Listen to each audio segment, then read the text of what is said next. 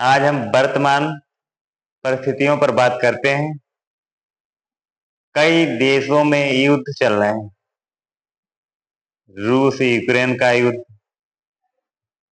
Israel Lebanon, Hamas, Hezbollah, Iran, तो कई देश एक दूसरे पर आक्रमण कर रहे हैं। युद्धों को समझने के लिए हमें अपने ही अंदर झांकना होगा। हमारे ही अंदर द्वंद्व चल रहे होते हैं, द्वंद्व चलते ही रहते हैं। आपने अंदर महसूस किया होगा, ये काम करें ना करें, करें या ना करें। कभी कभी इसी पे फंस जाते हैं। तो कभी धंधों की तरफ बढ़ जाते हैं, तो ये करें करते हैं, तो कभी जो पालन नहीं करना चाहिए उसी को हम मान लेते हैं। जो अंदर से विचार निगेटिव आ रहे होते हैं उसी पे चलने लगते हैं। तो हमारे अंदर ही टकराव होने लगता है। अच्छे विचार, बुरे विचार, अच्छे विचार। तो कभी अच्छे विचारों का पलड़ा भारी होता है, कभी बुरे विचारों का, मगर हमारा मन एक तरफ झुक जाता है। फिर हम उन्हीं विचारों पर व्यवहार करने लगते हैं, चलते ही चले जाते हैं। यदि हमारा मन अच्छे विचारों की तरफ मुड़ जाएगा तो अच्छे विचार चलते चले जाएंगे और अच्छा व्यवहार होता ही चला जाएगा।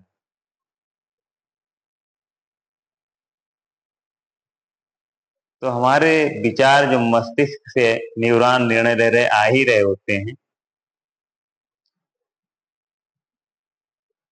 तो उस समय न्यूट्रल रहना बहुत मुश्किल होता है। विचारों को हम दृष्टा भाव से देखते हैं, तभी हम निरपेक्ष रह सकते हैं। क्योंकि कभी अच्छे विचार आ रहे होते हैं, कभी बुरे विचार आ रहे होते हैं। अब दृष्टा साक्षी जहां हटा, चेतना से हम जहां अलग हुए, तो हम एक विचार को पकड़ ही लेंगे, चाहे अच्छा विचार या बुरा विचार हो। तो अधिकतर हम बुरे विचारों पर ही चलना शुरू कर देते हैं और उनसे जीवन में टकराव उत्पन्न हो जाता है। अपने अंदर ही टकराव होता है।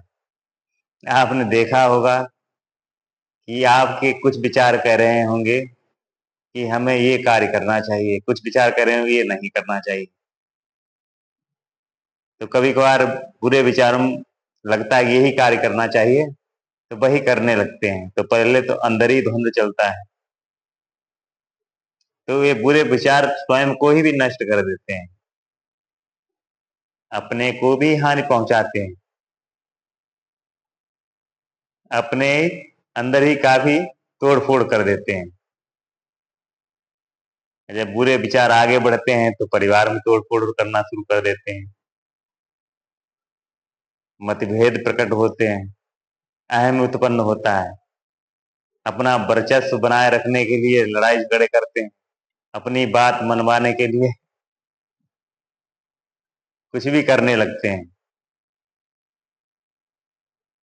क्यों? अहम भाव बढ़ता ही चला जाता है। बुरे विचारों से अहम भाव बढ़ता ही चला जाएगा और उसी सीढ़ी पे हम चढ़ने लगते हैं। अब धीरे धीरे वो हमें पतन की तरफ ले जाते हैं। कि बुरे विचारों पर अमल शुरू कर दिया तो हमारे उससे काफी नुकसान होता है। घर की कलह शुरू हो जाती है, पति पत्नी, पिता पुत्र में, माता पिता में, बच्चों में। तो जो युद्ध हो रहे हैं इनकी नींव व्यक्ति के अंदर से ही उत्पन्न होती है। अब व्यक्ति सभी एक जैसे ही होते हैं। सभी पुरुष एक बाहरी तल से एक ही जैसे हैं। मन, बुद्धि, न्यूरॉन, शरीर और अंदर से भी एक है। मगर साक्षी दृष्टा से हम जो देखते हैं या टिक जाते हैं, तो भाई हर अच्छे और बुरे विचारों से मुक्त हो जाते हैं। तो मुक्त व्यक्ति स्वतंत्र होकर निर्णय ले सकता है कि इन विचारों पर जाएं या ना जाएं। अगर विचारों के साथ धारा प्रवाहित हो गए तो हम कोई भी व्यक्ति कुछ भी करता चला जाएगा। अब वो जिस पद पर होगा उसका वो सदुपयोग कर सकता है, दुरुपयोग भी कर सकता है। चाहे कोई देश का मुखिया है, अगर उसके अंदर विचार गलत आने लगे और गलत गलत पर ही वो चलने लगा, तो देश का मुखिया है तो दूसरे देश से विवाद होना शुरू हो जाएंगे, क्योंकि उसने एक जो विचार आ रहे थे निगेटिव विचार, उसी पे अमल शुरू कर दिया। अहम भाव से टकराव होने लगता है। तो युद्ध को रोकने के लिए सिर्फ एक ही उपाय हो सकता है, वो है संयम, सतत ध्यान, चेतना से जुड़े रहें, मुक्त होकर देखें। ये बहुत ही कठिन लग रहा है, मगर कठिन है तो युद्ध रुकना भी कठिन ही होंगे। युद्ध रुकेंगे ही नहीं, क्योंकि इतनी सरलता से कोई चीज रुकने वाली है ही नहीं। चेतना से ही विचार भी कहीं न कहीं आ ही रहे हैं, तो उसका ही खेल है। बस रोकने का एक ही उपाय है, साक्षी दृष्टा से देखते रहें और जो सही विचारों पर आए उस पर अमल करें। मगर ये बहुत ही कठिन है।